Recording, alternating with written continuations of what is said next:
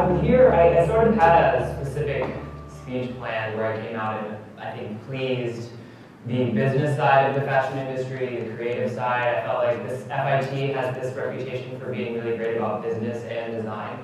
So I thought I should probably speak to both sides of the industry and be sort of balanced. But on my way here, I decided that that would feel not authentic. So I actually came here today with what I think is a problem that I'm hoping this, this graduating class and these kids here at FIT can help us overcome, and that is the lack of creativity, I think, that we are experiencing right now at this moment in fashion.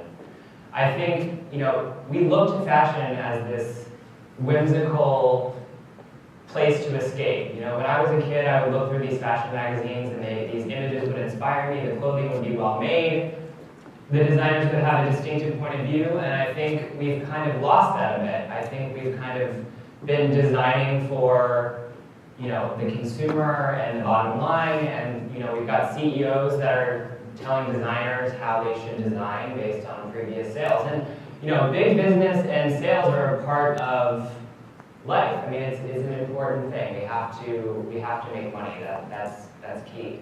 But how can we do that creatively, and how can we do that without losing the integrity of these creative minds? Because the creative minds are really what have developed an industry we look up to. I mean, they're really what people are knocking off. The fast fashions of today are looking to these designers that are supposed to be creating things that inspire us. And they're looking to these designers that are kind of like few and far between now. We've got, Nicola Guesquier at Balenciaga having to step down because he is too creative. And I think that's kind of a scary thing. I think that we really are at a moment in time where it's important that we think about what we have to say as a designer, as a person, as a merchandiser, as a person picking what is going to be shown in the store. As a stylist, I go into a magazine and I'm given a list of advertisers, and those advertisers have to be ticked off. And I think that is kind of scary because we need to be creating things that people aspire to have. And the new technologies that we're coming up with to sell and the social media aspect and the access that everyone has to the industry now is very exciting stuff. But without that inspirational, aspirational element of the industry, it becomes selling clothing and not the fashion industry.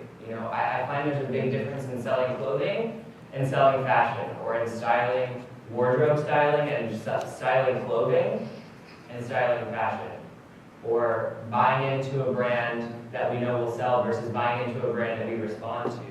That, if we're responding to it as a merchandiser or as a buyer, chances are there's a lot of other people out there that are going to respond to it as well. So I think you guys are in this amazing situation and time in your life where you guys can change the tone and move forward and say, like, I'm going to buy into the things that inspire me. I'm going to design when I have something to say. I'm going to style something on the page when I have something to say, as opposed to just, doing it to appeal to bottom lines and profits. And I know that's kind of a shocking thing, and there's a lot of business people here in the audience, and don't get me wrong, at the end of the day, I'm a business person as well, so we have to find a way to balance. But there just has to be like a consciousness about how much creative control we take away from these creative minds, because they really are what are inspiring everything. I mean, we still look to John Galliano, we still look to Jean-Paul Gaultier, we still look to these designers to create today,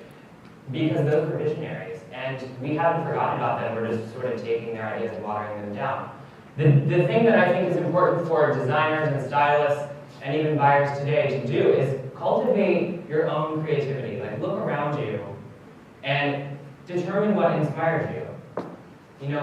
Find things, find people, find places, travel. Cultivate a world around you that is of your own, that feels true to you. And that would be your key to being creative and being successful. There are guys like Alaya, Hyder Ackerman. These are guys that cultivated this vision and they stuck with it because it's how they envisioned their woman to be. And over time, it's become this like classic, incredible, amazing, beautiful thing. And so I think you know, back in the day we had Jean-Paul Gaultier like looking around him at these club kids or at his punk friends and creating these collections based on what inspired him that was from a real place as opposed to like what sold last season. And from that we got this culture of people that could express themselves through clothing. We had subcultures of people that express themselves through different designers' ways of showing the world. And so I'm hoping that the next generation of buyers and stylists and designers can come in and really put your stamp on it and do it for you and what feels right for you. Lastly, I just want to say that I think the future of design and the future of the fashion industry is all about couture and well-made clothing. Because right now, that sounds, I'm sure, shocking to you too, but right now we have all of this imagery coming out every season. 4 times a year, these designers are creating these blockbuster collections, and they have to sell, and they have to appeal to everyone on Instagram. They have to do so many things to appeal to so many different people. I'm convinced that normcore, the trend of normcore, like the casual boxy clothes, was just conceived to like get away with selling boxy, oversized, poorly made clothing. Because that's what's happening. We have things that cost a lot less to make and they're made poorly, but the prices are going up. So the future for me and how I see fashion going is couture. It's the people who know how to make clothing well, the people who know how to construct clothing, the people who are going to create elements within clothing, within the brand story, within their campaigns that are not able to be knocked off.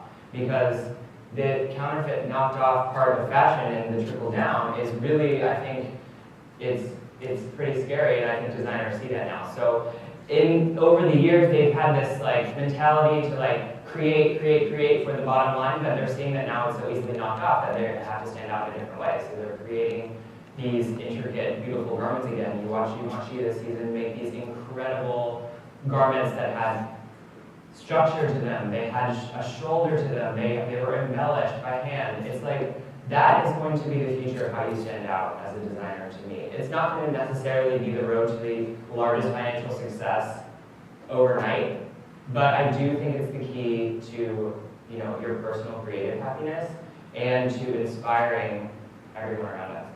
Thank you very much.